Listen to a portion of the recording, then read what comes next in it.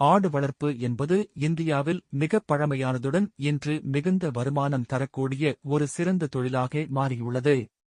குறைந்த முதலீட்டில் தொடங்கக்கூடியதும் எளிதில் பராமரிக்கக்கூடியதுமான தொழிலாக இது விளங்குகிறது.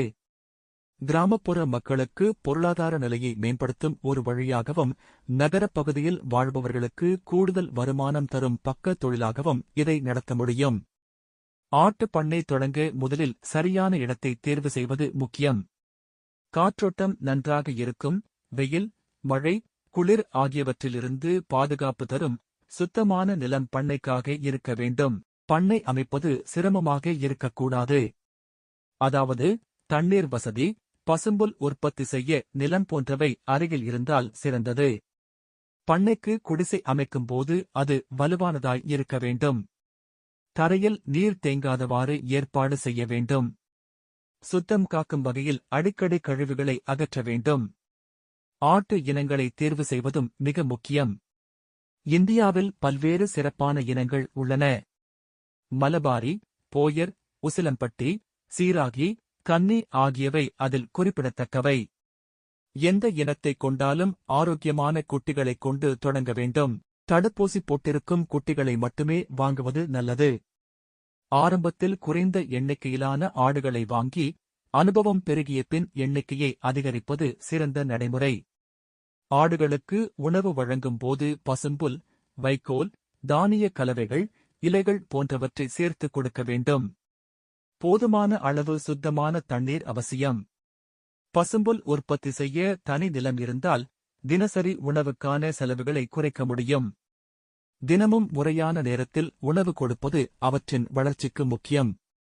ஆட்டுப் பண்ணையில் இனப்பெருக்கம் முக்கிய பங்கு வகிக்கிறது.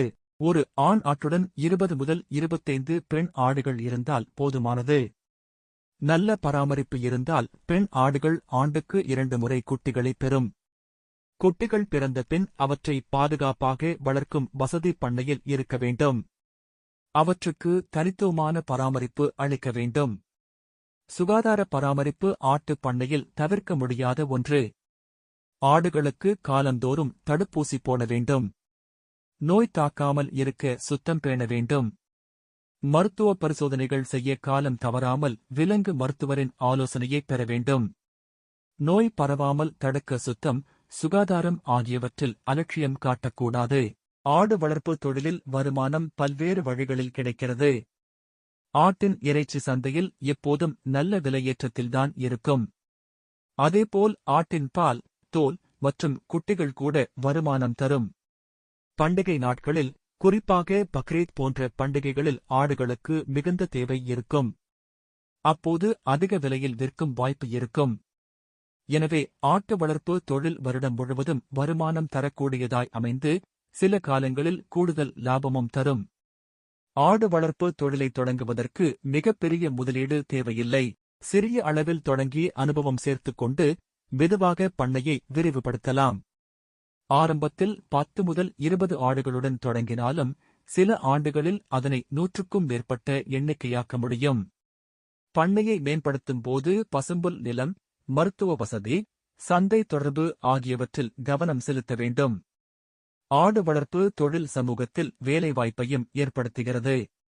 கிராமப்புற இளைஞர்களுக்கு வேலையின்மை பிரச்சினையை தீர்க்கும் ஒரு நல்ல வழியாகவும் இது அமைகிறது. பெண்களும் இதை எளிதில் மேற்கொள்ள முடியும். குடும்பத்தினரின் ஒத்துழைப்புடன் நடத்தினால் கூடுதல் தொழிலாளர்கள் தேவைப்படாமல் செலவுகளை குறைக்க முடியும். ஆடு வளர்ப்பு தொழில் சுற்றுச்சூழலுக்கும் பயனுள்ளதாகும்.